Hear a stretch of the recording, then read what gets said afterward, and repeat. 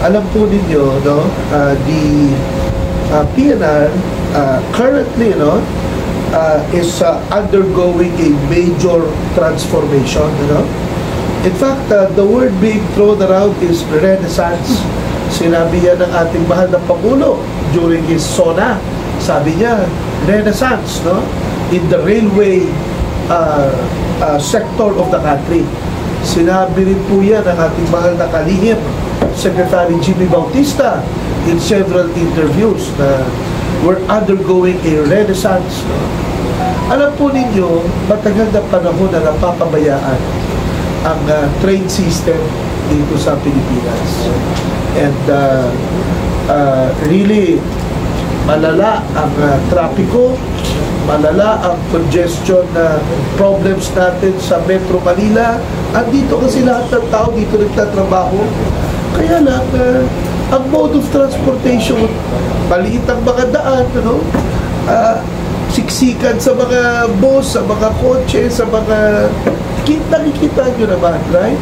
So, the solution really is what you call bus transportation, ano? At yan po ang paniniwala ng ating mahal na Pangulo. So, when he took over, no, he gave a lot of time and effort, ano, to concentrate in mass transportation projects.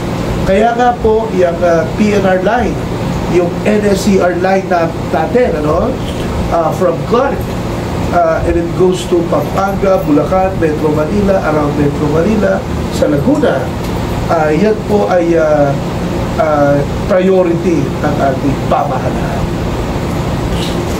Sir, na-mention niyo yung SONA ni Pangulo. Sir, tinignan ko yung Facebook account niyo, yung wall niyo doon. May nakita ako, sir, na na-curious lang ako eh.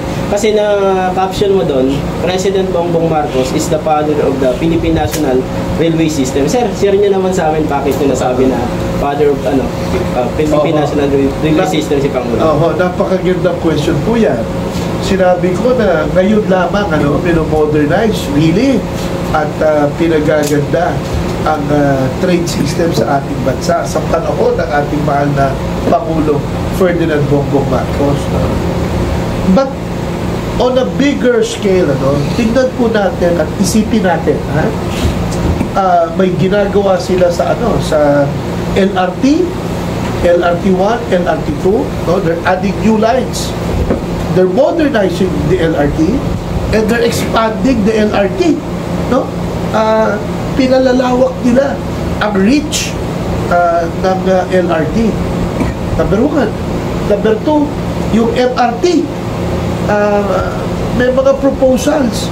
In fact, they're constructing na, no, new lines sa MRT, no? Number 3, there is that Metro Manila subway. Nakita nyo naman na trend sa ilalim ng Metro Manila, no? Which will fly the underground tunnels, ano, around Metro Manila. And then of course you have the PNR line, yung ginagawa natin NSCR. Katulad ng sinabi ko, from Clark, Pampanga, Bulacan, Metro Manila, at ground, most of these are elevated, no? But meron din mga at ground level, no? And some of them pupunta pa nga sa ilalim, no? And then elevated back from Alabang to Laguna, Calamba. So that is the reason I'm calling the President the father of the railway system of the country. Dahil lahat po ng proyekto na yan, sabay-sabay ginagawa under his term. May mga proposals pa in other places, no? Panay, Leyte, merong feasibility study na ginagawa kayo ng DOTR for that, no? The Mindanao Railway, yung proposal po dyan, no? And the South Long Wall, yung Bicol, all the way to Sorsogon, gagawin din po ang feasibility study dyan.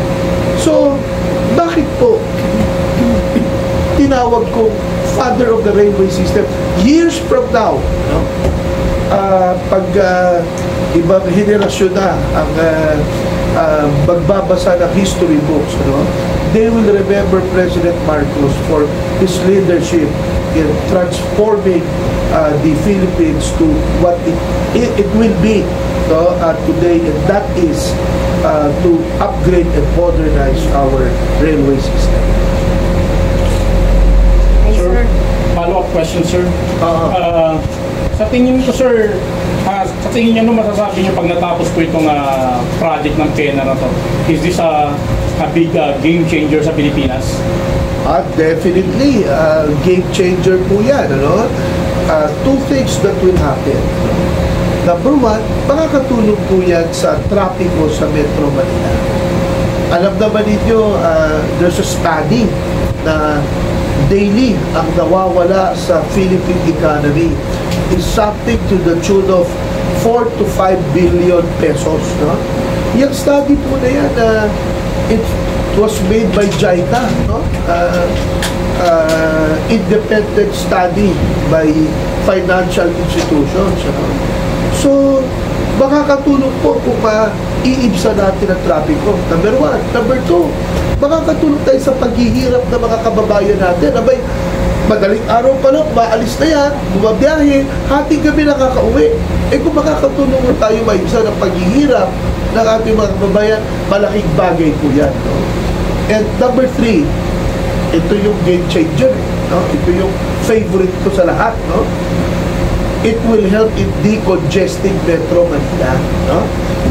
Pwede na tayong tumira outside of Metro Manila.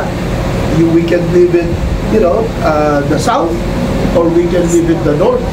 Nakita nyo naman yung NLEX at saka yung ECTEX. Marami pang area doon pwede tirahan.